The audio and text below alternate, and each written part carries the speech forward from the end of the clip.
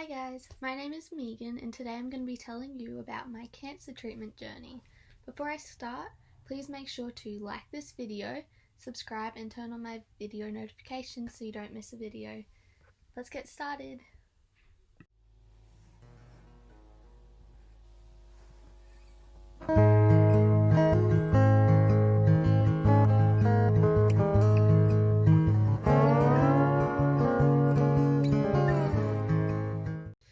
So there are several types of cancer treatment. You can either have surgery, chemotherapy, radiotherapy, or immunotherapy.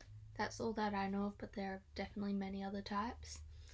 So I had surgeries, as in biopsies, to find out what type of cancer I had. I didn't actually have tumours removed. My main treatment was chemotherapy. To get chemotherapy, you either have to have a portacath, a PICC line, or a central line. I had a port over here, which is a very weird spot. It's usually up on your chest. You can also get them on your thigh. The chemotherapy drugs that you get depend on your protocol. My first protocol was OEPA. So those letters stand for the drug names, kind of. They stand for things to do with the drugs. So the names of the drugs don't always line up with the name of the protocol. So my first drug was vincristine. It's a very common childhood cancer drug and it was developed in 1961. My second drug was etoposide, which was developed in 1966. My third drug was prednisolone, which was developed in 1954. It's a steroid and it causes a lot of side effects. The majority of my side effects from my treatment were from the prednisolone. My final drug was doxorubicin, which is also called the Red Devil. It was developed in the 1970s and it's one of the most toxic types of chemotherapy drugs for children, and it gets its name the Red Devil because it's red. So I was admitted for the first 4 days of my first cycle to make sure I didn't have any allergic reactions and to sort out nausea meds. Here's a picture of me a few days after starting chemo. My hair started falling out about 2 weeks after starting chemo, so I got it cut short to a bob. And then I started my second cycle of chemo with my hair in a bob, and then I got it shaved on Christmas Eve, which was a few weeks later. This was my most intense chemo protocol, and after the 2 cycles of this protocol, my scans were almost clear. There was a very, very small dot lighting up on my PET scans still, which made it positive.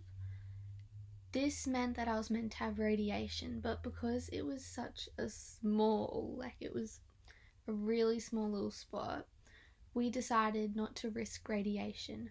Radiation causes cancer and lots of other health problems into the future. And because the radiation would have been in all the original affected areas, so my whole left side plus the top here on my right would have been hit, it was a lot to risk. So we just decided to do an extra cycle of chemo instead, and my oncologist did help us make this decision just so I wouldn't get cancer again in the future, because it ups the chances quite a bit. My second chemo protocol was COP-DAC28. So my drugs were cyclophosphamide, which was developed in 1959, vincristine and prednisolone again, but I had lower doses, and dacarbazine, which was developed in 1975. Now that I've read all the years that these were developed, you can tell that childhood cancer drugs are very old. They are older than the children who use them. This is part of why we need more funding for childhood cancer. But anyway, I then had scans at the end of my third cycle, and my scans were clear, which meant that I was in remission, and I then got my port out a few weeks later.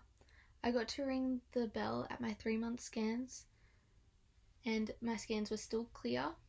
My next scans aren't until the end of October. Most of the time during those cycles of chemo, I was recovering and stuff, and I was really nauseous and I had lots of side effects from the chemo. So I will have a video about my chemo side effects out in a few weeks.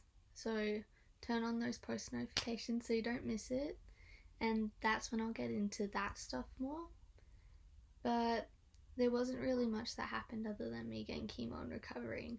I did go to school throughout my chemo because I was allowed to, so didn't really want to skip a year. So yeah. Thank you so much for watching. Please let me know what other videos you would like to see in the comment section below. And don't forget to like this video, subscribe, and turn on my post notifications so you don't miss a video. Thank you so much for watching, and I'll see you next time. Bye!